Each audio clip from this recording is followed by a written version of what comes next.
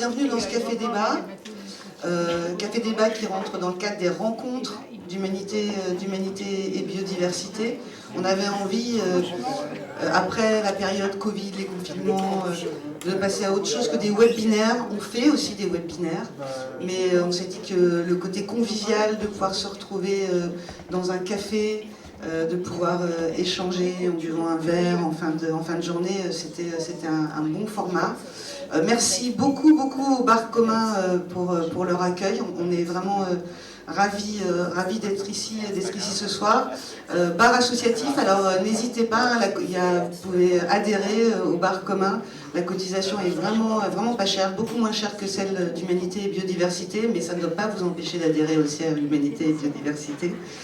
Et donc voilà, notre association Humanité et Biodiversité, pour ceux qui ne la connaissent pas, je vais faire très court, c'est une association qui a été créée en 1976 et puis qui a eu comme président Théodore Monod, puis Hubert Reeves, et puis depuis 2015 Bernard Chevassus-Louis.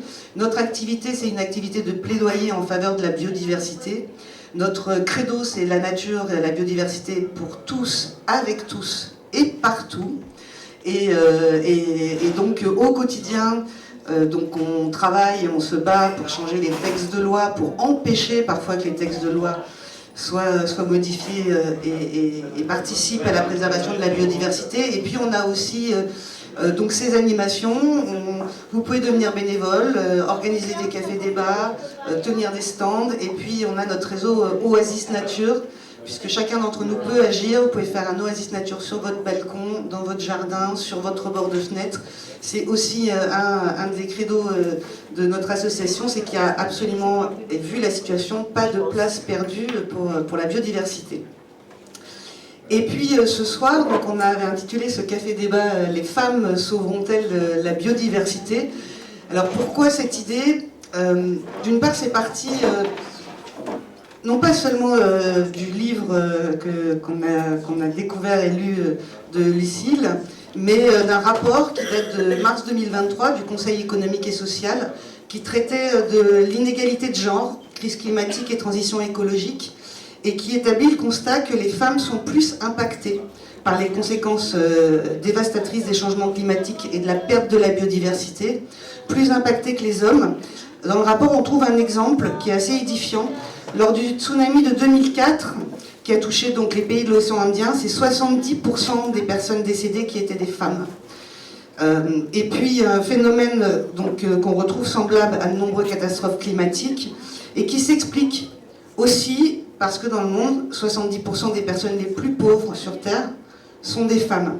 Et paradoxalement, il y a un autre constat qui interpelle, c'est qu'on a d'autant plus de femmes actrices majeures de la transition écologique sur la planète et tout autant moins associées que les hommes aux décisions environnementales et climatiques.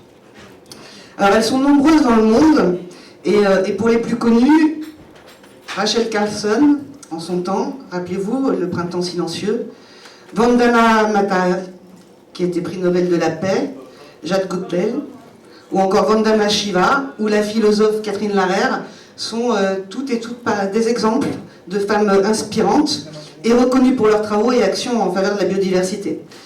Et ce soir, nous avons l'immense plaisir d'accueillir pour ces rencontres deux femmes inspirantes également, brillantes et engagées, comme vous aurez le bonheur de le découvrir. Alors d'abord, en quelques mots, avant de lancer le débat, je vais vous les présenter rapidement. Bonsoir Lucille. Alors Lucille, tu es historienne et essayiste, et après avoir fait une thèse de doctorat intitulée « Histoire relationnelle du genre chez les artisans, artisanes, commerçants, commerçantes de proximité au village », dans laquelle tu montres déjà le rôle majeur que les femmes ont joué dans le développement de l'artisanat et des commerces ruraux, en mars 2021, tu publies « Le coût de la virilité, ce que la France économiserait si les hommes se comportaient comme des femmes ». Tu as participé au TEDx Blois en avril 2023. Je vous invite à aller regarder la vidéo. Pour ceux qui n'auraient pas le courage de lire le livre, en 18 minutes, vous en aurez un résumé assez exhaustif. Et puis, donc ce soir, tu vas nous en dire un peu plus sur le sujet, et puis sur les raisons qui t'ont poussé à écrire cet ouvrage. Et puis Stécie, bonsoir Stécie. Alors Stécie Algrin, elle était encore étudiante à Sciences Po, et profitant, si vous me permettez le terme, du confinement du Covid, tu as créé, produit, réalisé et animé une série de webinaires qui pense l'après-Covid 2019 avec un Think and Do Tank qui est pensé l'après. Et puis aujourd'hui tu es journaliste et chroniqueuse, tu as fondé le média La Corneille, média dédié à la biodiversité avec des contenus exclusifs pour approfondir les sujets, tels que l'érosion de la biodiversité, la disparition des espèces ou encore l'impact des projets industriels. Nous, avec Humanité et Biodiversité, on a eu le plaisir de t'inviter à témoigner de ton engagement dans notre série de podcasts à voix haute pour la biodiversité. Et je vous invite tous à redécouvrir ce podcast et à découvrir l'engagement de Stécie. Et puis, comme Lucille, dans son ouvrage, tu t'es interrogée sur les impacts du sexisme. Et ton interview pour le média Bon Pote sur l'écoféminisme ne nous a pas échappé. C'est aussi une des raisons de ta présence ce soir. Et ce soir, donc, vous allez partager votre point de vue au travers de vos réflexions, analyses et travaux sur les modèles et valeurs transmises aux garçons et aux filles. On va vous poser la question, et on va tous se poser la question, est-ce que le monde serait différent si les hommes adoptaient des comportements un peu plus similaires aux femmes? Et est-ce qu'on peut étendre les faits relatifs au coût de la virilité développé dans ton ouvrage, Lucille, en ce qui concerne la nature et la biodiversité? Et c'est là où c'est Stécie qui rebondira sur ton exposé. Et puis, je vais vous poser donc cette première question. Lucille, pourquoi as-tu choisi d'écrire sur le coût de la virilité et qu'est-ce que ça signifie exactement? Alors, bonsoir à toutes et tous. Merci beaucoup pour l'invitation. Je suis ravie d'être ici. Alors, le coût de la virilité. Bon, moi, ça fait très longtemps que je suis féministe, très engagée, mais par mon parcours professionnel, universitaire, associatif. Et c'est vrai que quand on est féministe, on se rend compte que les femmes, elles font beaucoup pour avoir les mêmes places, la même chance que les hommes dans la société, à juste titre.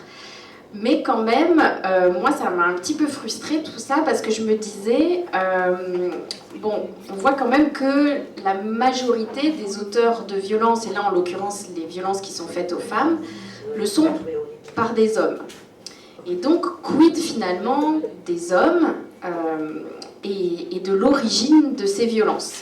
Et je me suis dit, ok, il ne faut plus penser seulement le féminisme sur comment est-ce qu'on pousse les femmes à être aussi fortes que les hommes, mais plutôt comment est-ce qu'on s'interroge sur ce qui va pousser les hommes à avoir des comportements davantage voilà, de violence notamment. Et effectivement, moi, le travail est parti parce que j'ai découvert une statistique qui quand même m'a laissé bouche bée. C'est qu'aujourd'hui en France, il faut savoir que la population carcérale masculine représente 96,3% du total. Donc en fait, on a des prisons qui sont remplies d'hommes. Donc ça, je ne sais pas si vous le saviez, mais moi à l'époque, quand je l'ai découvert, voilà, je me doutais que le chiffre devait être un peu élevé, mais pas dans ces proportions-là. Et puis j'ai creusé, et effectivement, je me suis rendu compte que non seulement les hommes sont surreprésentés en tant qu'auteurs de délits sexistes, mais finalement, dans l'ensemble des délits et des crimes, on pourrait y revenir sur la différence des comportements entre les hommes et les femmes, et de me dire, mais tout ça, c'est pas anodin pour la société, et ça a des conséquences économiques. Et quand je dis par exemple que les prisons sont remplies d'hommes, eh bien, on peut légitimement se dire que les services de ministère de la Justice et de l'Intérieur fonctionnent en grande majorité pour les hommes. Et donc je me suis, à cette époque-là, voilà, lancée dans l'estimation et répondre à cette question, mais combien est-ce que nous dépensons chaque année, l'État, la société, pour répondre à la surreprésentation des hommes dans la délinquance et la criminalité? Et ce que j'ai fait, c'est pas calculer le coût des hommes, c'est calculer le coût de la virilité, c'est-à-dire effectivement cette éducation, puisqu'il s'agit bien de ça, les schémas sociétaux finalement qui les poussent à être davantage responsables, auteurs de violences que les femmes, et finalement de demander mais qu'est-ce qu'on économiserait si les hommes se comportaient comme les femmes. Et autant vous dire que c'est beaucoup d'argent. Je spoil un peu là.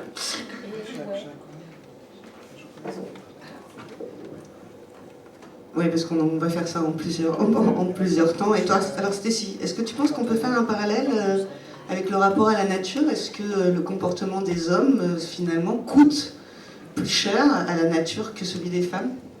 Je pense déjà, avant d'aller dans un peu la dualité entre hommes et femmes, il faut commencer par la dualité qui existe entre la nature et finalement nous en tant qu'humains, parce que c'est aussi ça la base, je pense, de beaucoup de problématiques dans nos sociétés, dans notre rapport au vivant.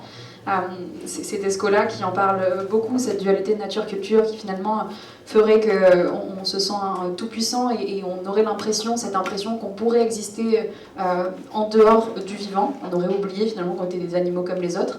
Et c'est ce qui nous aurait conduit à développer notamment des systèmes économiques, qu'on appelle aujourd'hui capitalisme, qui sont basés sur l'extraction, la prédation, la domination, que ce soit du règne animal, mais végétal aussi, et globalement à penser qu'on pouvait extraire absolument tout ce dont on avait besoin et tout ce qu'on voulait dans ces écosystèmes, sans jamais devoir en payer le prix. Je pense que déjà le Covid nous a rappelé que c'était pas tout à fait exact de penser comme ça.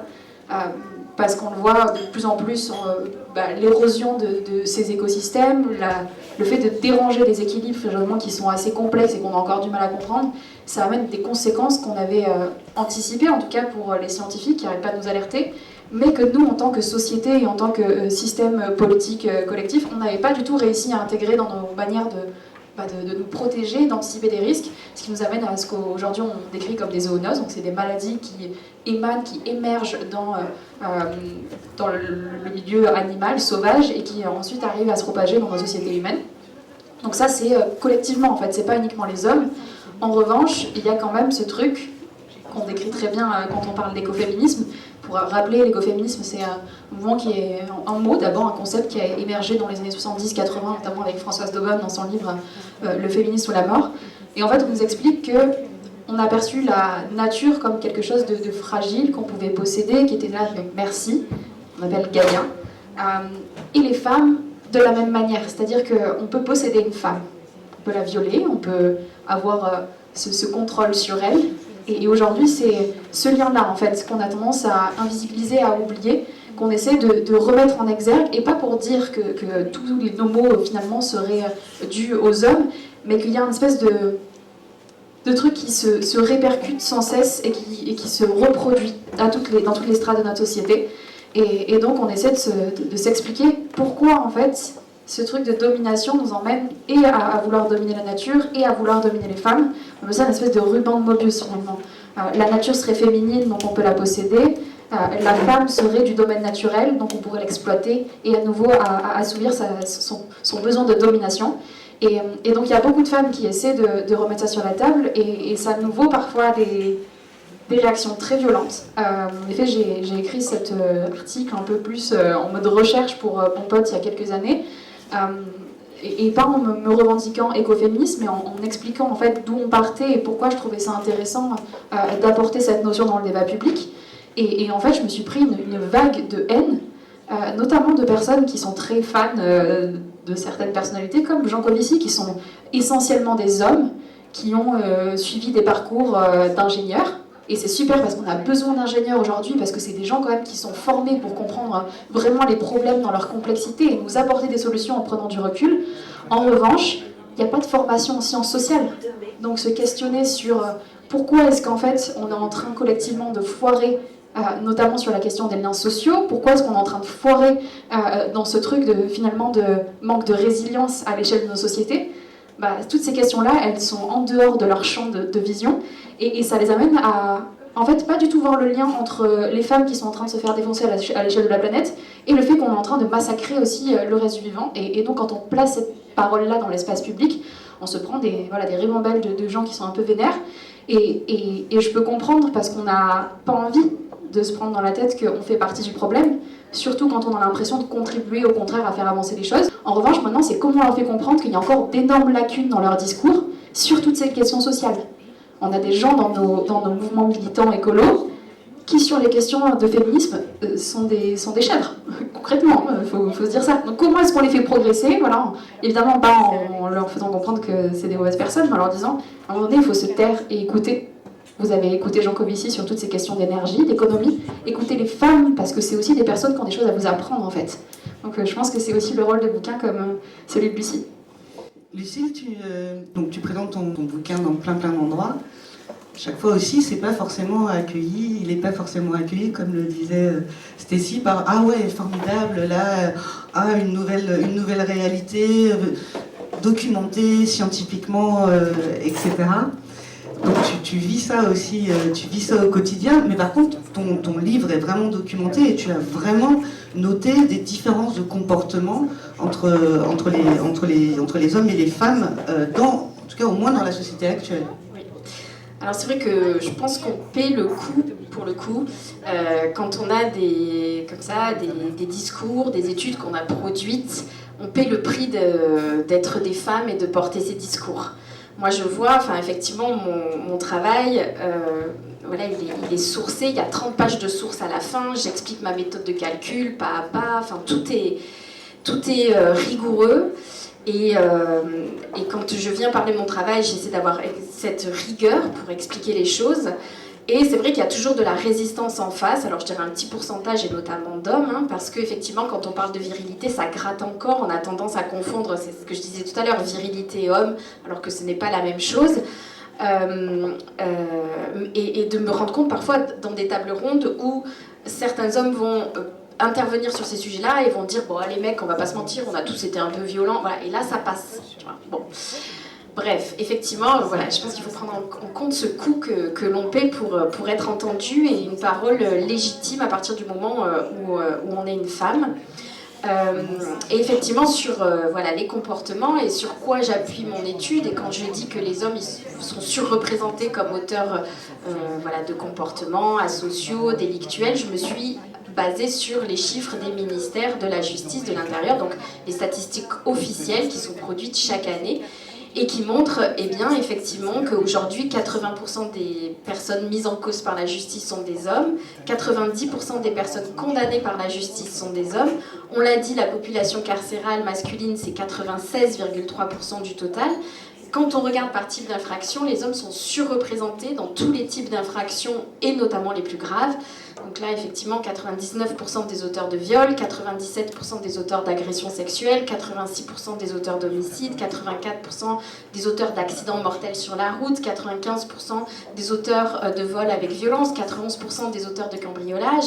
Et là, j'ai regardé, donc, parce que je suis invitée par Sandrine et l'association, et je sais que vous travaillez beaucoup sur les questions de chasse et de maltraitance animale, et bien 78% des auteurs de maltraitance sur les animaux sont des hommes. Et je sais qu'aux États-Unis, maintenant, c'est quelque chose qui est par exemple pris en compte dans les enquêtes qui sont faites sur les homicides, et qu'il y aurait un lien effectivement entre maltraitance animale et ensuite passage à l'acte sur des êtres humains. Voilà, et donc effectivement ces comportements différenciés entre les hommes et les femmes, on les retrouve dans ces statistiques, et dans ce non-respect finalement, je dirais, d'autrui, ce non-respect des règles du vivre ensemble. Et il y a aussi là des études, tu disais tout à l'heure, qui montrent voilà, le non-respect quelque part de l'environnement, qui est beaucoup plus important chez les hommes parce qu'ils sont voilà, éduqués à travers des valeurs viriles. Donc tout ça est statistique et tangible, il n'y aurait pas de raison qu'on ne soit pas entendu. Stécie me soulignait justement dans le début de conférence qu'elle a vu une nouvelle campagne pour la sécurité routière, et c'est assez nouveau, qui dit conduisez comme des femmes. Alors que pendant des années c'était les femmes, danger au volant, femmes au volant c'était mort au tournant, je crois, le slogan. Donc ça change quand même, il y a des choses qui bougent un peu. Alors effectivement, moi j'ai failli tomber de ma chaise parce qu'il y a déjà eu une première campagne de la sécurité routière l'année dernière, et là il y en a une nouvelle, effectivement. Et alors jusque-là, il faut voir que la sécurité routière, par exemple, quand elle faisait des campagnes de prévention sur la vitesse, sur l'alcool, elle ne disait jamais que les personnes, le premier critère qui définit le profil des personnes qui vont dépasser des vitesses ou conduire en état d'ébriété, et le sexe masculin et les hommes.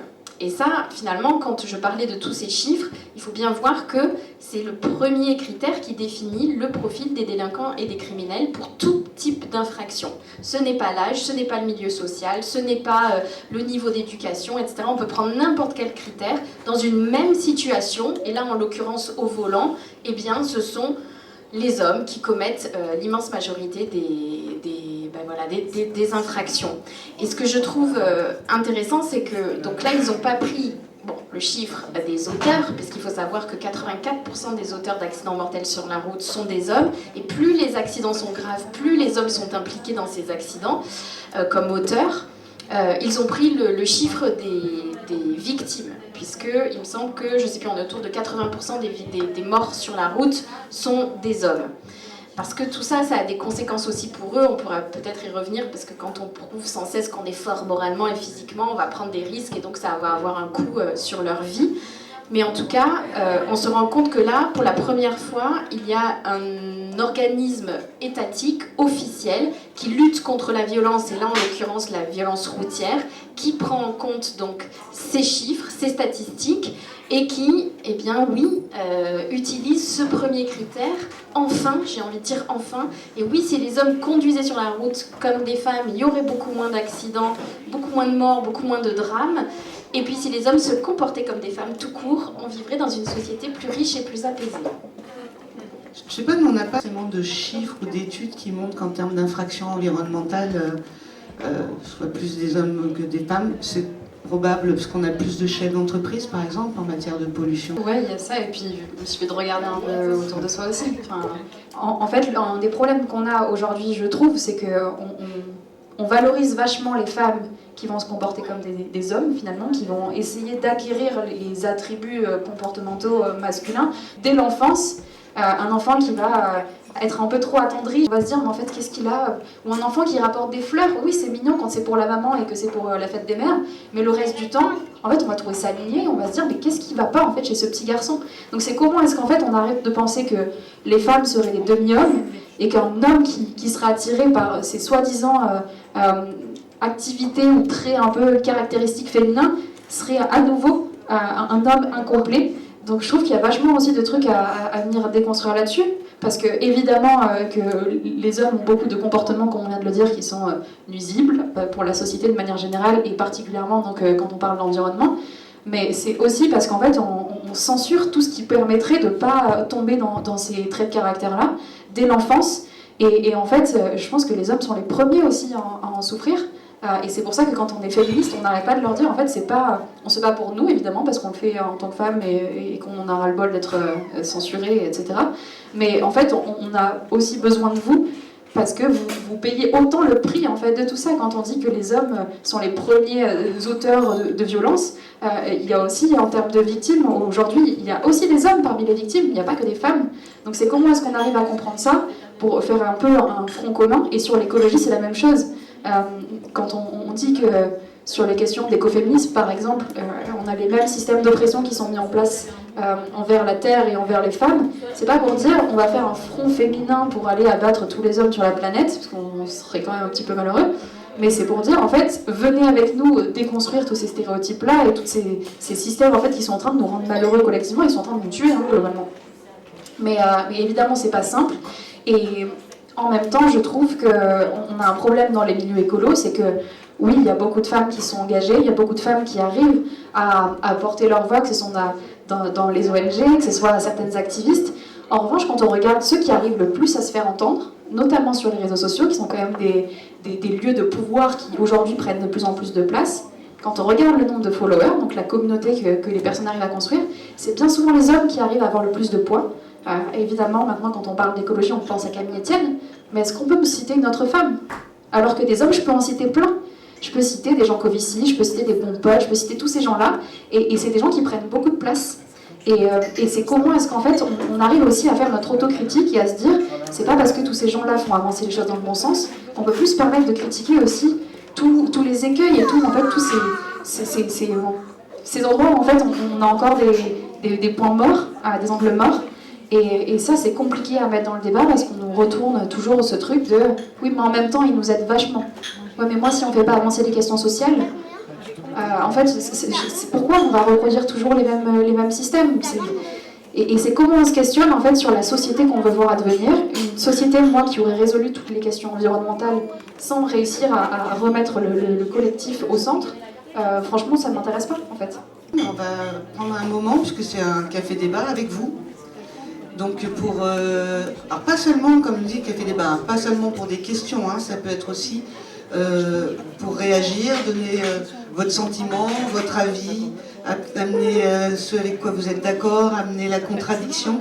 Et c'est Lila qui met la main et c'est Lila qui vous fera passer le micro.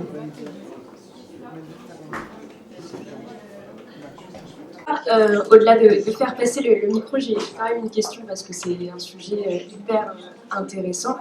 Parce que tu disais que c'est vrai que la virilité, cette virilité finalement, elle nuit aux femmes, mais elle nuit aussi aux hommes, elle nuit à tout le monde. Et comment, du coup, ces femmes-là qui ont ces comportements et qui peuvent être aussi dans le monde du travail très dictatrices, qui vont du coup développer une sorte de patronat très viril. Comment ces femmes-là, est-ce que c'est des survivantes de ce système? Comment elles ont fait justement pour se... Parce que du coup, on se rend compte de ça, mais comment on casse cette éducation-là tout court? Je pense que ta question, elle est vachement reliée au concept et à la notion de pouvoir. Le problème, c'est qu'on a construit toute notre vision du pouvoir sur le fait de pouvoir contrôler, d'exercer une certaine aura, etc. Aujourd'hui, être un leader, c'est avoir sous son contrôle un maximum de personnes. On considère aujourd'hui que la seule manière d'évoluer dans son entreprise, c'est de devenir manager, même si on n'est pas fait pour ça et qu'en fait, on va créer plus de mal-être qu'autre chose. Elles sont parvenues en adoptant les codes très masculins, très virilistes, et qu'elles reproduisent les mêmes violences. Mais en fait, c'est le truc du survivant. En fait, est-ce qu'on doit en vouloir à ces personnes-là qui, en fait, ne font qu'essayer de s'adapter à un système qui leur a inculqué depuis le plus jeune âge que c'était la seule manière d'y arriver, ou est-ce qu'en fait on doit exercer une pression à des endroits qui sont tellement multiples que le système n'a pas d'autre choix que de changer, et ça passe évidemment par des questions de sororité, parce que souvent en fait dans les boîtes il y a un peu ce truc de... En fait, comme il y a très peu de place pour les femmes, en fait, si tu veux réussir, tu as plutôt intérêt à écraser les autres qu'à les faire monter avec toi. Donc, comment est-ce qu'on arrive à utiliser ces stratégies que les mecs utilisent? Et à nouveau, c'est pas que dans les entreprises, c'est aussi dans les cercles écolos. Les mecs arrivent vachement à se soutenir. Nous, on est nuls, on est hyper nuls pour ça. Parce qu'on a toujours cette impression que, il y a très peu de place et que ce sera pas possible. Et après, c'est s'immiscer dans les failles, dans le système politique, dans le système économique, et faire en fait qu'on puisse plus nous oublier, nous silencier, entre guillemets, et que le sujet soit en permanence omniprésent. Mais je pense que c'est Bell Hooks qui en parle vachement, et c'est comment aussi le féminisme qu'on a aujourd'hui, il n'est pas du tout inclusif. C'est un féminisme de femmes quand même assez bourgeoises, féministes blanches. Donc c'est aussi arriver à intégrer, je trouve, d'autres perceptions de ces questions à nouveau de pouvoir, de questions de communauté, de résilience, pour faire notre autocritique, parce que évidemment, même dans nos discours, là, collectivement, il y a plein de choses qui ne vont pas, il y a plein de choses encore à venir détricoter, et se battre pour que, quand on a le micro, non seulement on fasse entendre notre voix, mais aussi les voix de ces autres personnes qui n'ont pas forcément le micro. Après, moi, je voulais peut-être revenir sur ce que tu disais tout à l'heure.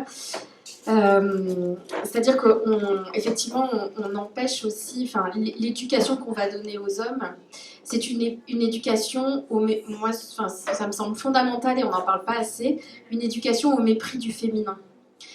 C'est-à-dire que par exemple très tôt on va apprendre aux petits garçons, et c'est aussi une injonction virile, qui est une définition de ce que doit être un homme dans la vraie société, c'est surtout ne pas être une femme.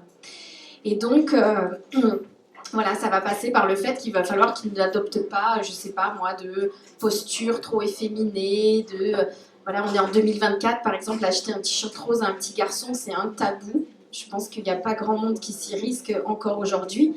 Et comme ça, les petits garçons, ils intègrent très rapidement que le féminin n'est pas pour eux, et même que c'est quelque chose de méprisable et que les femmes sont inférieures aux hommes.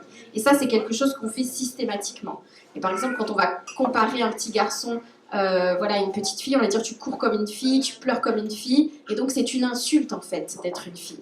Et le problème avec ça, c'est que in fine, ça crée des comportements sexistes, et puis ça veut dire que tout ce qui se rapporte au féminin est méprisable. Et là, on voit quand même qu'il y a des différences de comportement entre les hommes et les femmes, donc des comportements qu'on peut qualifier de féminins, qui ont quand même des conséquences beaucoup plus positives sur la société, beaucoup plus positives peut-être sur la planète, et que c'est ça qu'il faut valoriser. Et c'est vrai que c'est un véritable problème parce que aujourd'hui, on valorise la virilité. On valorise cette loi du plus fort. Et même, on a tendance à dire aux filles, voilà, jouez le jeu, comme ça, vous allez avoir votre place. Mais ça, c'est une arnaque totale. Parce qu'on voit que les femmes aujourd'hui, c'est pas qu'elles ne le veulent pas, hein. Par exemple, dans le milieu du travail, les femmes aujourd'hui sont plus diplômées que les hommes, et pourtant elles ne sont pas dans les postes à responsabilité. Donc en fait, en fait, on essaie de faire porter la responsabilité aux victimes, j'ai envie de dire, mais formez-vous en fait, apprenez à négocier votre salaire, faites toujours plus, etc. Mais voilà, c'est une arnaque, très clairement. Le problème, c'est le système dans lequel on est, qui va faire que quand on est une femme, eh bien au bout d'un moment, quoi qu'on ait fait, n'importe quel diplôme et toute l'énergie qu'on y aura mis, eh bien on va se cogner, quoi. Oui, merci. Moi, je voudrais vous faire part d'une expérience. J'ai 58 ans, presque, l'année prochaine. Et j'ai souffert pendant toute ma carrière, et j'en ai eu plusieurs. J'ai un doctorat, mais quand je préparais des recrutements pour être maître de conférence, on parlait de ma robe. J'ai édité Mona Chollet, mais personne ne s'est jamais rappelé que la première éditrice de Mona Chollet, c'était moi. Ensuite, j'ai travaillé dans des grandes entreprises, et des femmes en particulier, managers, me disaient il faut que tu t'endurcisses, fais pas ton Arlette Laguillet, t'es trop sensible, t'es trop gentille, etc. Et en fait, je vous raconte pas ça pour me plaindre, mais j'ai pas changé, j'ai pas dévié, j'ai lu La domination masculine de Bourdieu. Il y avait des choses qui ne me paraissaient pas très nettes, mais bon, il a essayé. Hein. Moi, ce que je voudrais vous dire là, c'est que grâce à vous, aujourd'hui, je m'assume, maintenant. C'est seulement maintenant, c'est grâce à vos travaux, grâce à ma fille, qui m'a permis de redevenir ce que je suis. Et c'est vous, c'est cette génération qui enfin me permet d'être vraiment tranquillement et d'assumer que je suis une femme qui a du pouvoir et qui n'en abuse pas, qui aide et qui accepte, qui accepte pas toutes les règles du jeu, justement. Et je serais moins pessimiste que vous parce que donc je fréquente ces gens dont vous parliez, Jean Covici, les chefs d'entreprise. Vous avez vu dans la BD de Jean Covici, la nature est dessinée comme une grosse femme langoureuse dont on a envie de faire n'importe quoi. Et moi, je trouve vraiment qu'au sein des milieux économiques, justement maintenant, on demande le recours aux sciences humaines et sociales. On parle de bienveillance, on parle d'intelligence collective. Alors, c'est peut-être creux, mais en tous les cas, on a quand même compris qu'il y avait un problème, qu'il fallait y remédier, qu'il fallait accepter de se prendre une claque. Voilà. Donc, moi, je voulais vous dire merci parce que c'est vous, la nouvelle génération, qui nous permettez, nous, vieilles dames, presque, d'assumer qui nous sommes. Merci.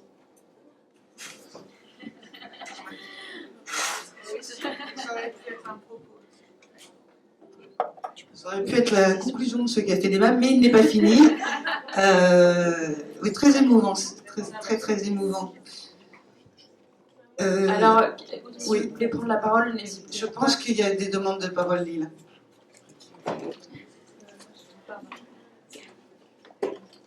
Tout doucement. Attention. Oui, moi c'était juste pour dire que ça m'avait aidé aussi de lire sur l'écoféminisme que c'était pas un féminisme de rattrapage. Je sais pas, j'ai raté les 10 premières minutes, donc je sais pas si vous en avez parlé. Mais moi, ça m'a beaucoup aidé justement d'arrêter de penser qu'en tant que femme, il fallait rejoindre les quelques hommes à la tête du top 50, que de toute manière, ça ne changerait rien.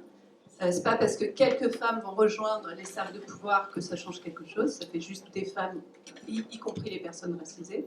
Donc moi, moi, je fais une vraie différence entre Elisabeth Borne, Première ministre, et Gabriel Attal sur les questions environnementales. Là. Donc il y a des fois des femmes, alors elles ne sont pas forcément, mais parfois il y a des femmes aux places d'hommes plus haut niveau qui changent un peu la donne.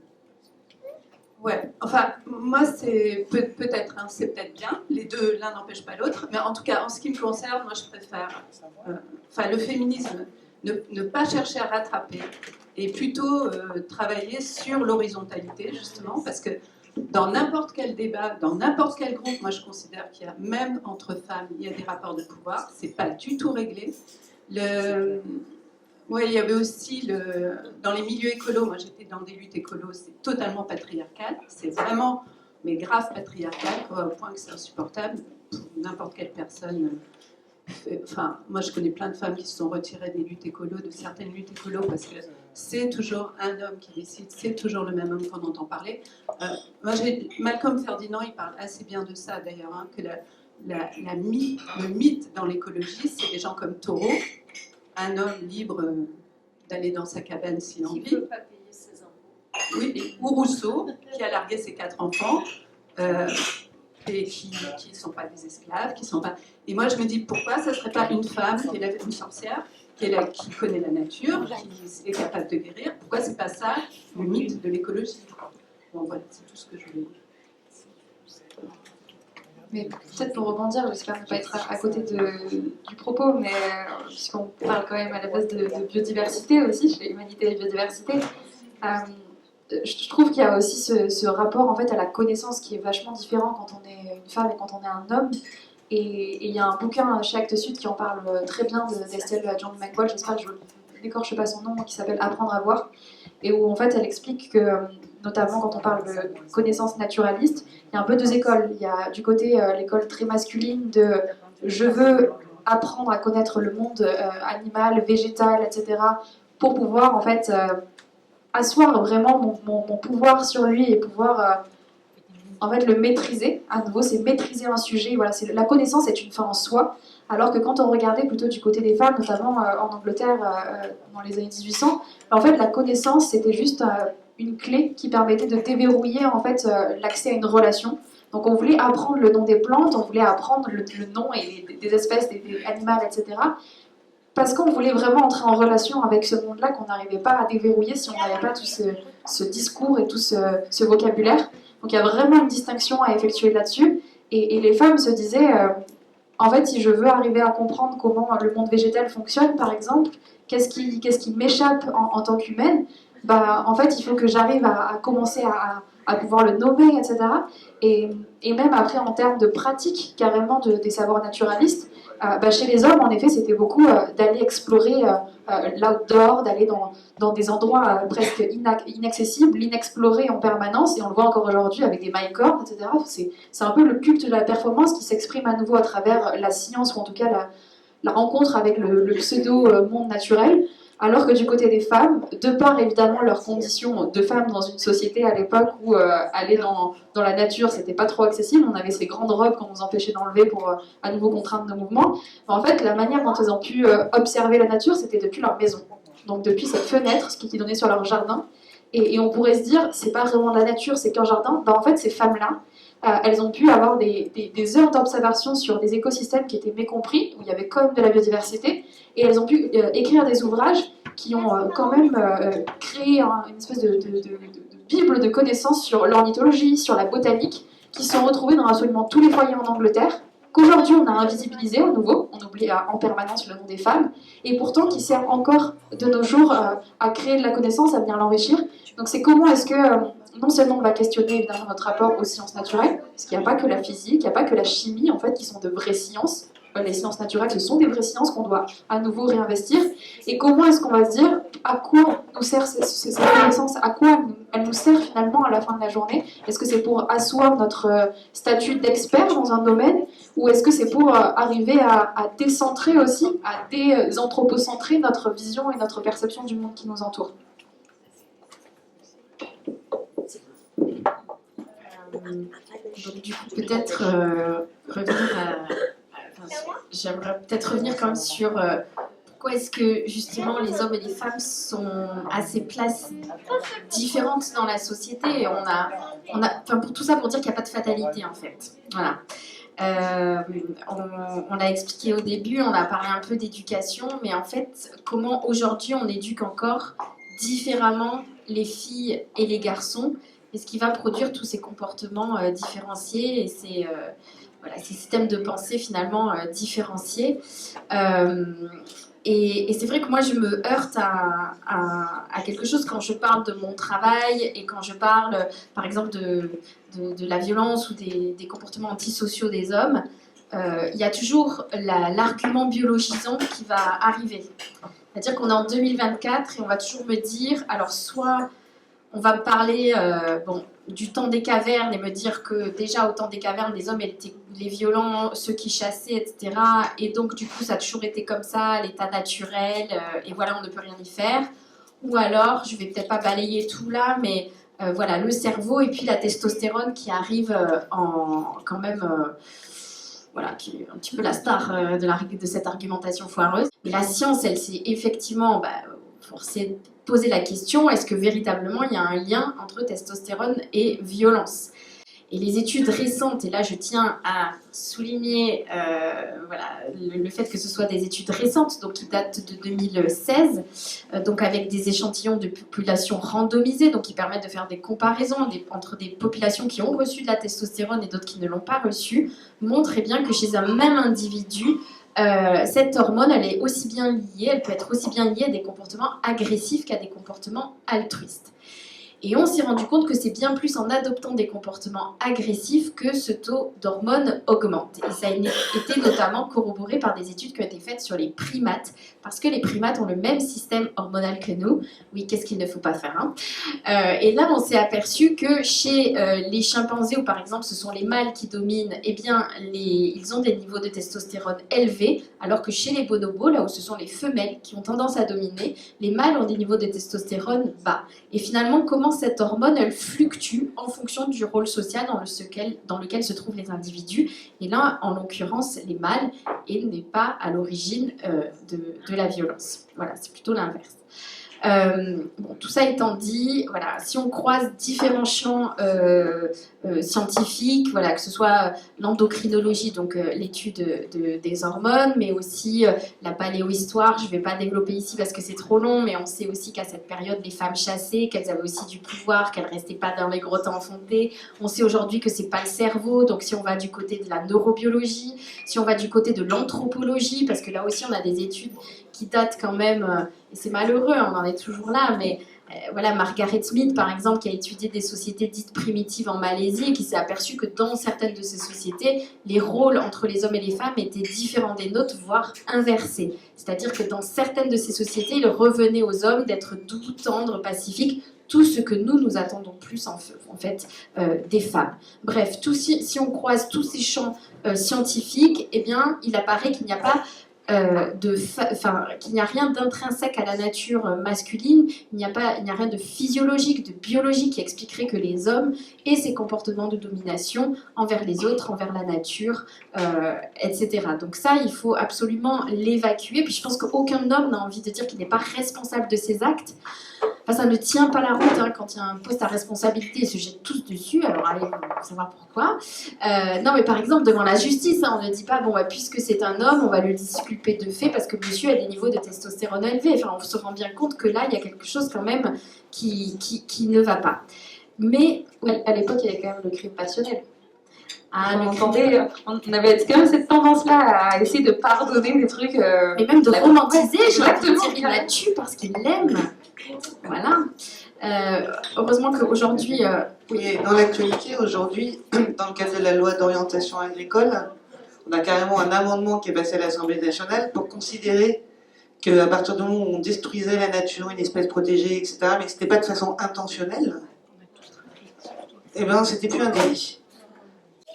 Alors qu'on avait jusqu'à présent, et bon, pour nous, on espère que le combat n'est pas perdu, mais l'acte de négligence, par exemple, l'insuffisance de sécurité pour une entreprise, de ne pas prendre les mesures suffisantes pour éviter un acte de pollution de l'eau, ça revenait à un acte de pollution et un délit. Donc on en est encore, en tout cas en matière d'environnement, je rebondis parce que ça fait le lien. On a beaucoup avancé aussi d'un point de vue environnemental pour reconnaître un droit, en tout cas le droit de la nature, et on est dans une période qui est une période de régression par rapport à ces questions. Pardon, donc je t'ai coupé, Lucille, mais je te laisse reprendre parce que c'était vraiment intéressant, mais sur ces délits et le délit intentionnel, moi il y a autre chose, juste à titre anecdotique aussi, parce que c'était ma première année de droit, ça m'a beaucoup marqué. En droit civil et en droit de la famille, il aura fallu attendre les années 70 pour qu'il y ait une différenciation sur le traitement de l'adultère. C'est-à-dire qu'avant 74, je crois, une femme qui trompait son mari, c'était délictuel, hein, ça relevait du code pénal, notamment si elle le faisait dans le lit conjugal. Alors là, on était vraiment dans un délit avec peine de prison, etc. Tandis que l'adultère masculin n'est jamais rentré dans le code pénal, est toujours resté dans le code civil et n'a jamais constitué un délit. Et ça, ça a 50 ans, quoi. Ouais, c'est marrant qu'on arrive à parler de droit et de quand est-ce que la violence finalement ou la négligence peut être acceptable, ou un animal domestiqué, un animal de compagnie, si on s'amuse à lui mettre des coups de pied, ça relève à nouveau de délit ou même du pénal. Ouais, et c'est pas autorisé quoi. Par contre, si on fait ça à un animal sauvage, un lapin à la maison, pas tapé, un lapin qu'on verrait en forêt, fusillé, ok. C'est à nouveau en fait à quel point est-ce que nos sociétés sont totalement devenues totalement dingues. En fait, on arrive à faire des distinctions comme ça, comme si d'un côté il y avait une violence qui serait illégitime et pas autorisée, et de l'autre côté où elle serait ok finalement parce que en fait on n'est pas dans le même endroit, on n'est pas dans le même cadre, l'objectif n'est pas le même. Donc c'est comment est-ce que je pense on arrive aussi à détricoter ces choses qu'on nous a vendues comme étant logiques et acceptables, et en fait il n'y a pas du tout de logique ni d'éthique surtout, et c'est ça qui pose problème aujourd'hui, je pense. Sur les questions de violence ou de négligence ou de non-respect de l'environnement, on voit qu'il y a des hommes qui vont respecter l'environnement ou ne pas être violents toute leur vie, et des femmes qui sont capables d'actes de cruauté, voilà, au même titre que les hommes. Pas dans les mêmes proportions, on est bien d'accord, mais au même titre que les hommes. Donc là, il semble déjà que quand on regarde cela, eh bien, il n'y a pas de déterminisme lié à notre sexe. Voilà. Et par contre, ce qu'il y a, et là les sciences de l'éducation et la sociologie nous le montrent depuis longtemps, une différence d'éducation entre les garçons et les filles qui reste vraie. C'est toujours vrai aujourd'hui. On n'éduque pas tout à fait les garçons comme les filles. On les éduque pas tout à fait avec les mêmes valeurs, avec les mêmes règles. Et je pense que sur la question des hommes et de la masculinité, puisque c'est eux qui nous intéressent ce soir, peut-être qu'on va définir la virilité, parce qu'on en parle beaucoup, mais qu'est-ce que c'est ? Si on remonte à l'étymologie du terme, donc en sanskrit, vira, qui désigne le héros, qui désigne le guerrier, et la virilité, c'est un idéal normatif, comme dit la philosophe Olivia Gazzalé. C'est une norme qui définit dans notre société ce que doit être un vrai homme. Et c'est une notion qui rassemble les attributs de force, à la fois physiques, moraux, et qui vont pousser les hommes à se comporter en tant que dominants. Et donc, ce qui va expliquer qu'on va les retrouver en tant qu'auteurs, notamment des faits de discrimination, de haine, de rejet, de non-respect d'autrui, du vivant, des animaux, etc., au détriment de l'ensemble de la société, des femmes, des animaux, mais aussi des hommes eux-mêmes. Tu en as un petit peu parlé, mais effectivement, ça a un coût aussi pour les hommes. Ça a un coût pour tout le monde, en fait, et un coût très très élevé. Et cette notion de virilité, on la transmet dès les premiers jours de la vie des enfants. Et là, il y a des études qui ont été faites qui montrent que les enfants, lorsqu'ils naissent, ils n'ont pas de comportement différencié, qu'ils soient un garçon ou une fille. On sait aujourd'hui que quand on est, on n'a que 10% de nos connexions cérébrales qui sont faites, que les 90% restantes vont se développer en fonction de notre apprentissage, en fonction de nos expériences, et ça tout au long de la vie, c'est ce qu'on appelle la plasticité cérébrale. Il y a les travaux de Catherine Vidal, qui est neurobiologiste là-dessus, qui sont absolument éclairants. Par contre, ce qu'on a noté, c'est que nous, les adultes, quand on a affaire à un bébé garçon, un bébé fille, on se comporte pas de la même façon. Effectivement, il y a cette expérience qui a été faite il y a déjà quelques années de ça, qui montre que quand on présente un bébé à un groupe d'adultes avec un pyjama jaune, donc vraiment impossible de savoir si c'est un garçon ou une fille. Voilà.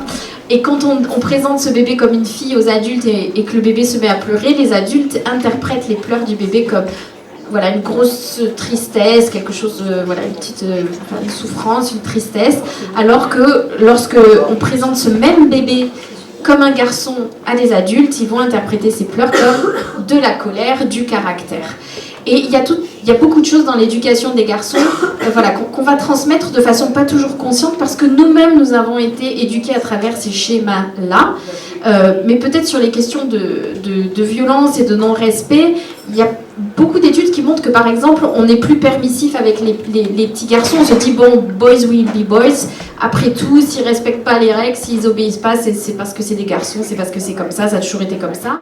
Également, on va moins développer chez eux les sentiments, on va avoir moins un langage affiliatif, ce qu'on appelle en sociologie un langage affiliatif qui parle des sentiments. Par contre, on va valoriser la colère.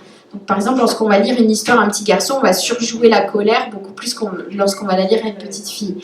Je vais aller très rapidement, mais sur les questions de violence, la violence dans l'éducation des garçons, elle s'exprime de façon très rapide. Dans les jeux de bagarre, dans les jeux de bataille, dans les jeux avec les armes factices. Aujourd'hui en France, par exemple, dans 90% des cas, dans les catalogues du jeu, lorsqu'il y a une arme, elle est tenue par un petit garçon. Mais comment on ne remet pas, ne serait-ce en cause que le fait que des armes puissent avoir la forme, des jouets, puissent avoir la forme d'une arme. Ça ne nous choque pas. Bon.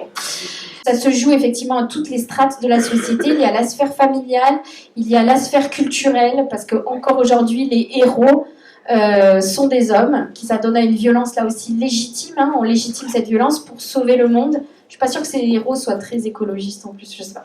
Bon bref, autre question. Mais des héros écologistes, on en a. Après, c'est peut-être une question aussi de pays de culture. Parce que moi, je pense à Hayao Miyazaki, dont je suis totalement fan, à Princesse Mononoke, à Nausicaa, où il a fait. Alors, il a aussi très marqué par la guerre, donc Porco Rosso, c'est plutôt un univers masculin, mais dès qu'il a eu à aborder la question de l'écologie, les héroïnes sont des femmes, donc, et c'est pareil, c'est un art assez nouveau. Pour rebondir, parce qu'on parle beaucoup des hommes, etc., en disant qu'il faudrait qu'ils progressent, etc. Moi, il y a un truc qui me dérange, je l'ai mentionné un petit peu tout à l'heure, c'est que finalement, quand on se retrouve avec des hommes qui laisseraient transparaître qu'ils ont réussi à challenger toutes ces choses qu'on a pu leur impliquer, aussi bien sur le rôle de la violence, sur le rôle des émotions, etc., le rapport au vivant, finalement, on les érige un peu comme de nouvelles idoles qu'on devrait acclamer parce qu'ils ont fait le taf, etc., tandis que toutes les femmes qui en fait se comporteraient comme on devrait se comporter en société et en collectif, c'est normal, on leur tape dans la main, on dit super, continue. En revanche, c'est comme sur les questions de féminisme, un homme qui va porter le féminisme, on va lui dire oh c'est génial, t'es féministe, etc. Comme si il fallait l'applaudir toutes les 5 minutes. Mais il faut s'assurer que les femmes qui portent les messages ne soient pas encore à nouveau les victimes de cette invisibilisation qu'on a à chaque fois dans nos sociétés. Et quand on mentionnait tout à l'heure qu'on se sent mal dans les milieux écolos, je pense que c'est aussi pour ça. Parce qu'en fait, on a tellement assimilé tout ce qui est écologie, tout ce qui est respect du vivant à des choses qui sont normales pour le féminin, que dès qu'on a des hommes qui arrivent, non seulement ils arrivent en n'étant pas tout à fait déconstruits, on appellera ça comme on veut, sur les comportements à avoir en collectif, mais en plus on va se dire « Ah putain, c'est trop chouette, on en a quelques-uns, donc on va le survaloriser ». Nous, on ne nous réserve pas du tout le même accueil dans les milieux qui sont surreprésentés par des mecs. C'est comme en fait quand notre mec va faire des tâches ménagères à la maison. Je vais pas lui donner un cookie à chaque fois qu'il va mettre son caleçon dans la panière à linge, quoi. Faut pas déconner. Non, mais c'est vrai que alors sur la question du féminisme, c'est vrai qu'on demande beaucoup aux féministes d'être très attentives aux autres combats. à juste titre, parce que les femmes souffrent aussi de racisme, elles souffrent aussi, par exemple, de validisme, etc. Mais comment dans les autres mouvements, la question du féminisme, qui là concerne quand même 50% de la population, moi, c'est quand même pas tout à fait légitime d'en parler. Moi, ça me fait penser à ça. Effectivement, aujourd'hui, comment aussi le féminisme, c'est-à-dire qu'on part tous du principe, par exemple, qu'on ne demande à personne est-ce que tu es antiraciste. On va partir du principe, je ne dis pas que tout le monde l'est, mais on va partir du principe que voilà, c'est quelque chose qui est convenu. Par contre, est-ce que tu es féministe? Ça, c'est une question. Donc, en fait, est-ce que tu es pour l'égalité entre les hommes et les femmes? Enfin, voilà, c'est un sujet qui est encore un petit peu pas traité comme les autres, c'est encore à part.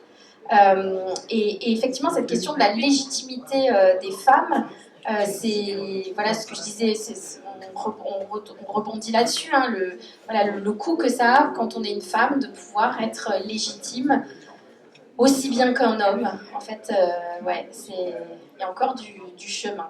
Peut-être sur le côté raciste, je ne serais pas aussi catégorique, surtout quand on est dans une société, élection européenne qui arrive avec la montée de l'extrême droite. Je pense que c'est des questions en fait, qu'on devrait se permettre de reposer et pas justement considérer que c'est acquis, le fait qu'on est tous antiracistes, etc. Je dis pas oui. Mais c'est moins tabou et ça apparaît moins comme une pose pas la étiquette. question. Mais Peut-être qu'il faudrait reposer la question en fait, pour savoir. Voilà. Ça va devenir dur les relations sociales. Mais je vous propose des interventions dans la salle. Là, il y avait des interventions, questions, réactions. Et puis ensuite, je laisserai la parole à Lucille et puis Stécie pour qu'elle s'offre le mot de la fin. Merci. Du coup, moi, ce que j'aime bien dans le mot virilité, dans ce mot, ce que j'aime, c'est le fait que ce soit la puissance sexuelle, la puissance physique qui est abordée, qu'on n'aborde pas tant chez les femmes. Le synonyme, j'ai regardé, hein, je ne connaissais pas. Du coup, c'est vigueur. Et on parle de douceur depuis tout à l'heure, des femmes, d'horizontalité, etc. Je trouve qu'on peut aussi valoriser de faire puissance. Comme l'arbre qui s'enracine, qui est majestueux, que nous aussi femmes on est puissantes, qu'on peut être leader, qu'on peut être meneuse de quelque chose. Maintenant, où est-ce qu'on met la force, à quel endroit on met cette énergie, comment on fait autorité aussi face à un groupe, parce que l'horizontalité, etc., oui, mais maintenant il faut quelqu'un parfois pour trancher, pour décider.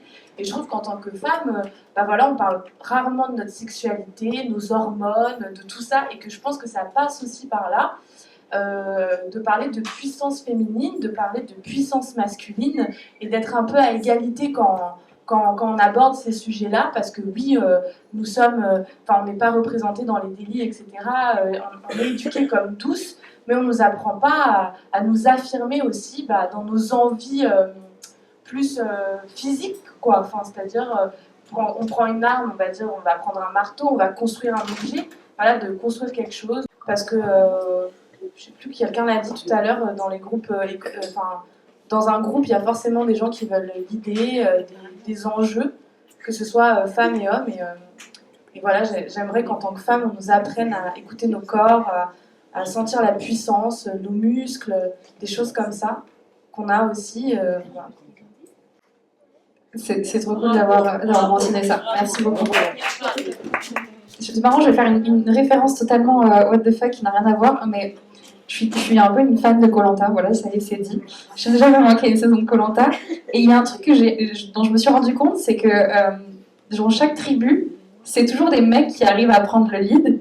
En revanche, quand il y a une meuf qui essaye de s'affirmer, soit elle jarre au prochain conseil, soit tout le monde dit que c'est une énorme conne et qu'elle fait chier. Et mon copain, je lui ai dit, mais en fait, elle se comporte exactement comme le mec qui est le chef de la tribu et tu trouves ça cool pour lui, et elle, tu dis qu'elle est relou. Pourquoi, comment est-ce qu'on questionne en effet les femmes qui ont un caractère, parce qu'avoir du caractère quand on est une femme, c'est ok aussi. Et en revanche, être puissante, être leader, j'ai l'impression que le seul endroit où c'est accepté, c'est en tant que mère de famille. On parle de la mère combat, on parle des mères qui sont résilientes, etc. Donc en fait, à moins d'avoir une petite portée, d'avoir une famille à protéger du monde extérieur, en fait, notre puissance, elle serait mal vue. Et donc, c'est comment est-ce qu'on vient de déconstruire ça aussi, qu'en fait, on n'est pas juste des lionnes qui viennent nourrir leur petit lionceau, quoi. Et puis moi, je crois que ça questionne les rapports de pouvoir. Et effectivement, jusque-là, le pouvoir, il est pensé par les hommes. Et c'est un pouvoir qui sert des rapports de domination. Mais le pouvoir et la puissance, comme vous dites, elle peut s'exprimer sans rapport de domination. On peut avoir du pouvoir, je ne sais pas, le pouvoir de s'occuper d'autrui, de s'occuper de la planète, de prendre soin. Aujourd'hui, on a valorisé, pendant le Covid, on a valorisé, voilà, on a parlé des métiers essentiels, on les a applaudis à deux mains. Et finalement, ce sont des métiers qui sont dévalorisés, c'est-à-dire que pour les mêmes compétences et les mêmes formations que des métiers considérés comme masculins, ils sont moins rémunérateurs, par exemple. Et comment, en fait, on dévalorise, on en revient toujours à ça, c'est ce que Françoise Héritier appelait la valence différentielle des sexes, que tout ce qui se ramène au féminin est dévalorisé. Mais effectivement, comment on peut avoir du... Je pense que les femmes ont un pouvoir extraordinaire et qu'elles ne le mettent pas au service de leur domination. Et je pense que les hommes auraient beaucoup à apprendre là-dessus. Et d'ailleurs, aujourd'hui, dans les entreprises, même, c'est quelque chose qui est remis aujourd'hui en question.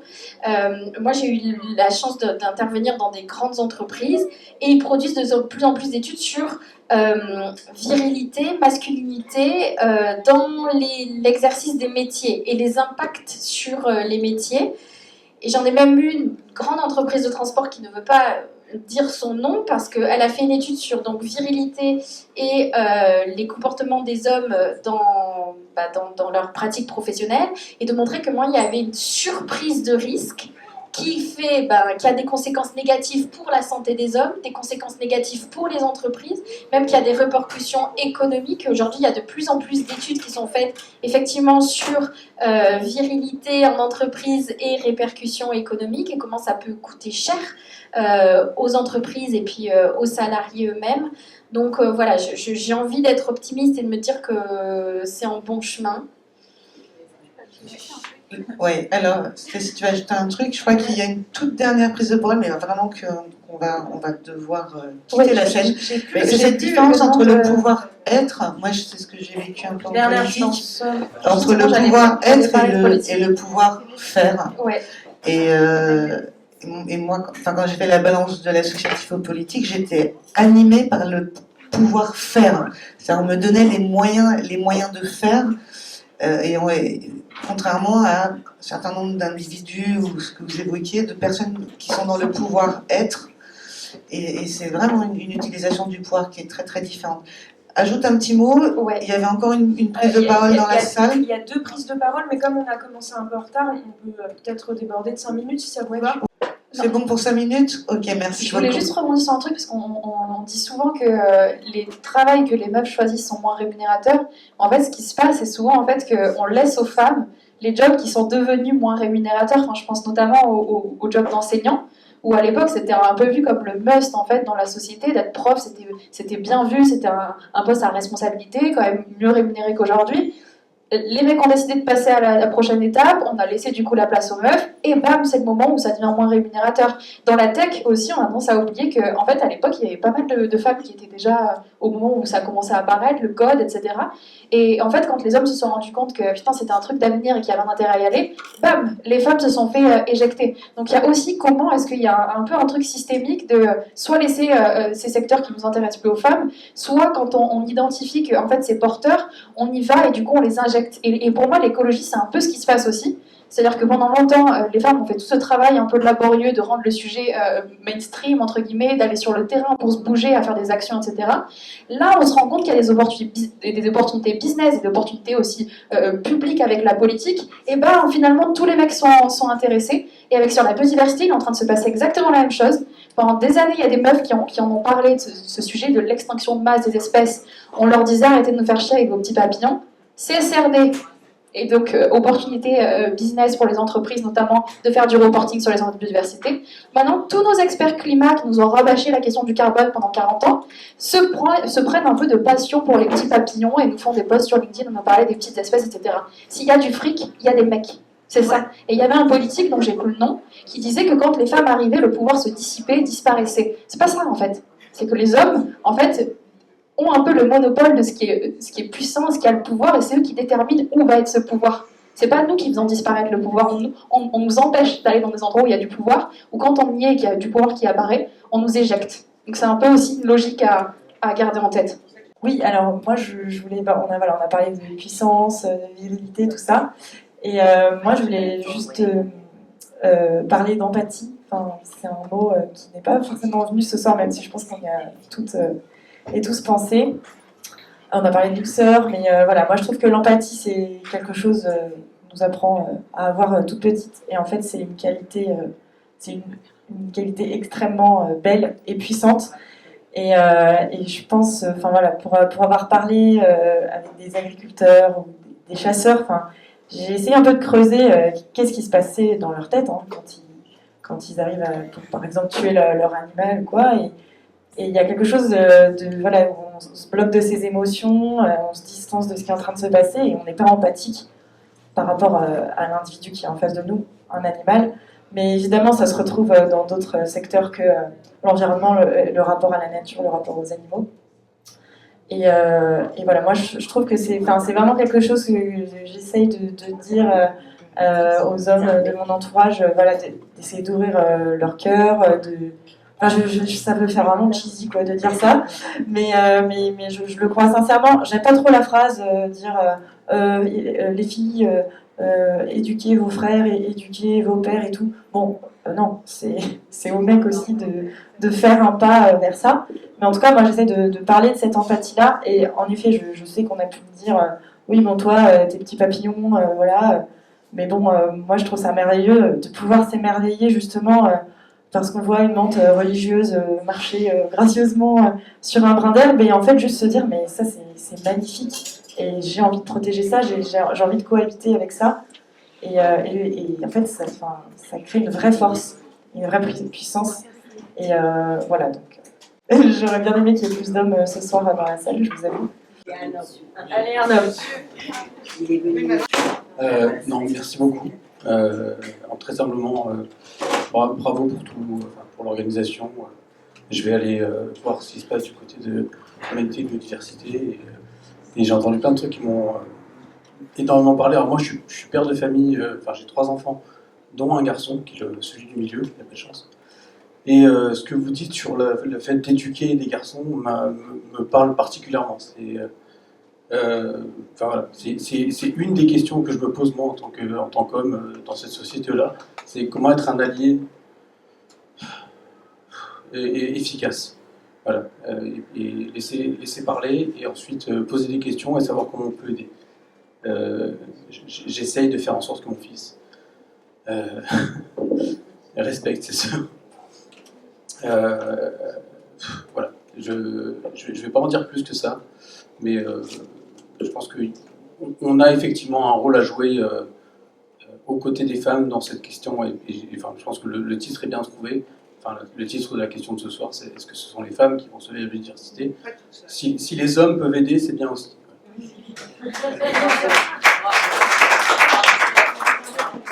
Alors peut-être si je peux me permettre de rebondir et du coup de conclure.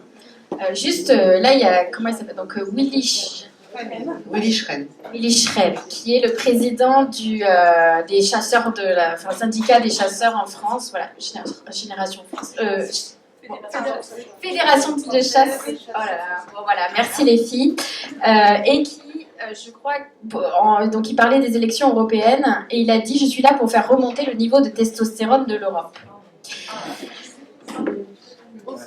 Et alors, effectivement, je vais conclure, ça me fait penser, et quand on parle d'empathie, finalement, quand j'ai calculé le coût de la virilité, et que j'ai quand même atteint une somme de 100 milliards d'euros par an, qui est sous-estimée, pour plusieurs raisons, je ne vais pas rentrer ici dans le détail, mais c'est absolument colossal. Voilà, on imagine ce qu'on pourrait faire avec cet argent, plutôt que de construire des palais de justice et des prisons, investir dans l'écologie par exemple, voilà.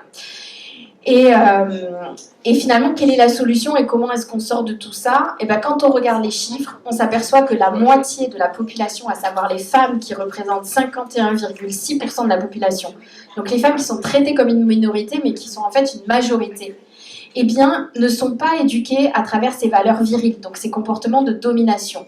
Elles sont éduquées davantage avec des rapports, eh bien oui, d'empathie, d'écoute, de contrôle d'elles-mêmes. Aussi, on dit souvent que les femmes sont hystériques, mais quand on regarde les chiffres de la violence et de la délinquance, je pense qu'il n'y a pas photo. elles ne représentent que 17% des mises en cause par la justice. Et j'ai envie de dire, mais en fait, la solution, on l'a sous les yeux, on l'applique déjà pour la moitié de la population. C'est-à-dire que si on éduquait les garçons comme les filles, et quand je dis ça, quand je dis éduquer les garçons comme les filles, ça a du mal à passer. On est d'accord sur les constats, on est d'accord sur les coups, on est d'accord sur tout, mais éduquer les garçons comme une fille, on l'a dit, c'est une insulte. Voilà. Donc, surpassons ça et disons que finalement, éduquer les garçons comme les filles, en fait, c'est donner une éducation plus humaniste aux garçons. C'est par exemple leur permettre aussi de jouer avec des poupons pour qu'ils apprennent à s'occuper d'autrui, qu'ils soient de bons pères, davantage valoriser leurs sentiments pour qu'ils aient plus d'empathie, on est bien d'accord, les contraindre aussi suffisamment pour qu'ils respectent les règles, en fait tout ce qu'on fait déjà avec les femmes, avec les filles, et qui a des conséquences tellement plus positives pour l'ensemble de la société. Et oui, si on donnait cette éducation plus humaniste aux garçons, plus empathique, eh bien on vivrait dans une société en effet plus riche et plus apaisée, on économiserait ces dizaines de milliards d'euros chaque année, 100 milliards d'euros à minima, et puis eh bien, les niveaux de délinquance et de criminalité baisseraient de façon drastique, on n'aurait plus peur de marcher seul dans la rue, on n'aurait plus peur de laisser nos enfants jouer dehors, on n'aurait plus peur de se faire cambrioler. J'espère que l'environnement, effectivement, serait mieux respecté, mais c'est ce que les chiffres nous montrent. Et donc, oui, on vivrait donc dans une société plus riche et plus apaisée. Donc, cultivons effectivement des hommes, des masculinités beaucoup plus empathiques.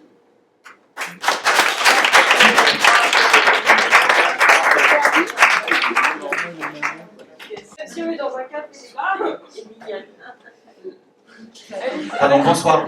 Moi, je suis un homme qui a été élevé par des femmes, mais avec aussi la pression d'être un homme tel qu'on décrit, c'est-à-dire viril, etc. Je me suis jamais retrouvé là-dedans. J'ai jamais voulu l'être et ça a été très compliqué. Aujourd'hui, je suis tout à fait en paix avec ça, mais ça a été très compliqué. Et je pense quand même, en fait, moi j'ai l'impression qu'en fait la plupart des hommes, en fait, dès que vous les sortez d'un rôle où la vérité a un rôle à jouer, ils sont perdus. Et je pense que les femmes, d'une manière générale, c'est peut-être votre force. Je ne sais pas si c'est naturel ou si c'est le résultat de cette société. J'ai l'impression que vous êtes beaucoup plus adaptable dans plein de circonstances. Nous, on a toujours quelque chose à ramener de notre virilité ou de notre masculinité, et qui est compliqué. Et, et en fait, je pense qu'on fonctionne beaucoup avec des comparaisons. Je sais que les femmes se comparent aussi, et je pense que nous, on se compare tout le temps, et on marche beaucoup avec des mentors ou des figures vers lesquelles on essaie d'aller. Et juste une chose par rapport à ce que Stécie disait sur l'exemple d'Hugo Clément, c'est pas par rapport à lui spécialement, mais même si je suis d'accord qu'il y a une invisibilisation des femmes dans ce qu'elles font, qu'elles ne sont pas récompensées, mises en lumière comme elles le devraient. Néanmoins, alors c'est juste un exemple, Hugo Clément, mais moi je trouve qu'à une époque où aujourd'hui on entend beaucoup parler des nouveaux virilistes qui pullulent sur YouTube, qui expliquent qu'il faut être un mec, on fait de la viande, et que les meufs, on en fait ce qu'on veut, et que c'est les têtes qui obéissent. Je pense que des contre-exemples comme, en l'occurrence, Hugo Clément, sont peut-être justement nécessaires, en tout cas pour amorcer un changement et pour pouvoir justement changer les repères, en fait. C'est juste ça que je veux dire, c'est que même si c'est que Hugo Clément, je ne suis pas un fan particulier, mais je le suis un peu quand même, enfin je le suis sur les réseaux, mais je trouve que c'est quand même utile qu'on ait des exemples pour contrebalancer tous les mauvais, en fait. Et même si effectivement un jour il faudrait bien que ça cesse et qu'il y en ait autant du côté des femmes, je pense quand même que c'est utile qu'il y ait des hommes comme ça qui soient un peu mis en avant parce que ils montrent quand même le bon exemple. Oui, je suis d'accord avec ça. En fait, moi, ce qui me pose problème, c'est même souvent dans les débats comme ça, j'ai eu des conférences où on n'était que des femmes, il y avait toujours quelqu'un qui disait « mais où sont les hommes ?» etc. Et en fait, on ne se pose jamais la question à l'opposé. Où sont les femmes quand il n'y a que des mecs? Pourquoi est-ce que, en fait, nous, on a dû attendre autant de temps pour avoir nos fameux rôles modèles? Et en fait, pourquoi est-ce que ça va aussi vite pour que les mecs, eux, trouvent leur vrai rôle modèle, leur nouveau rôle modèle du 21e siècle? Donc c'est super, etc. Et je suis hyper d'accord. Mais alors, il faut que ce mec-là, avec toute l'exposition qu'il a, et en sachant le passif aussi qu'il peut y avoir, notamment sur des questions de harcèlement de femmes dans son école, à un moment donné, qu'on rabaisse aussi son caquet, qu'on parle aussi sur les sujets sur lesquels on a encore des progrès à faire. C'est plutôt une question de responsabilité. Et à nouveau, quand je dis responsabilité, il faut avoir évidemment en tête les ordres de grandeur. Parce que souvent, en fait, on a tendance à vouloir responsabiliser soit une partie de la population, soit sur des gestes qui, en fait, quand on les met face aux chiffres, on se dit, bon, est-ce que ça vaut autant le coup que ça? Évidemment, ça vaut le coup en termes de mise en mouvement, de changement de comportement, etc. Mais sur derrière, ce que ça engendre réellement comme impact, c'est toujours minime. Et après, c'est arriver en fait à se dire que c'est collectivement qu'on a une responsabilité. Moi, j'ai pas envie d'entendre le truc de la génération climat où les femmes vont sauver la biodiversité. En fait, on est juste des humains, exactement comme tous les autres. C'est vraiment, selon moi, questionner la responsabilité, questionner le pouvoir. Et ça devient compliqué parce que, en fait, on compte toujours sur cette partie de la population qui a déjà compris, qui se mobilise déjà. Et c'est rarement, en fait, la partie qui est soit aux manettes, soit qui a le pouvoir. Donc, c'est à nous, en fait, collectivement, d'arriver à renverser aussi ce truc sans rentrer dans le truc de oui, mais en fait, on doit se satisfaire de ce qu'on a déjà. En fait, je pense qu'en tant que femme, surtout en tant que personne racisée aussi, qui sont notamment aujourd'hui les premières victimes aussi de tout ce système-là, on nous renvoie constamment à ce truc de il faut déjà se satisfaire de ce qu'on nous a donné. Déjà, on nous a rien donné, on a dû arracher absolument tout. Donc, c'est comment est-ce que vous prenez aussi cette place? On parle d'alliés. Parfois, c'est savoir s'effacer. C'est savoir faire comprendre que les femmes ne seront pas des moins bons rôles modèles pour les hommes que les hommes pourraient l'être, et que ces micros, il faut les faire tourner, et que c'est pas uniquement à nous d'écouter sans cesse les arguments qui sont apportés par les grands penseurs de notre siècle, les grands scientifiques. On a des choses tout aussi importantes à dire. On a souvent relégué la question du vécu aussi dans ce champ de l'intime. En fait, c'est l'intime aussi qui est politique, et c'est cet intime en fait qui vient éclairer tout ce que la science parfois peine encore à montrer avec des chiffres. Et on nous dit souvent on manque de chiffres, on manque de données. Ça vaut pour les questions de féminisme, ça vaut pour les questions de biodiversité. On nous renvoie constamment à ce manque de data, de données. Si on écoutait collectivement en fait toutes les choses qui ne vont pas, je pense qu'on aurait déjà assez de choses pour étayer nos propos et pour comprendre où il faut taper. Il faut taper du côté des gens qui ont du fric, du côté des gens qui ont du pouvoir, taxer, faire rabattre aussi des caquets parfois sur les plateaux et dans les conférences et dans ces lieux de pouvoir. Et en fait, être une bonne personne, ça suffit plus. Il faut être une personne aussi qui est capable de se lever et de dire en fait, je vais pas tolérer ce que tu dis. Et j'ai souvent des potes qui me disent, moi j'agresse pas les femmes. Ouais, mais quand t'entends tes potes dire des trucs, quand tu vois tes potes faire des actes, est-ce que pour autant tu ouvres ta bouche? Non. Eh ben t'es aussi responsable qu'eux en fait. Voilà.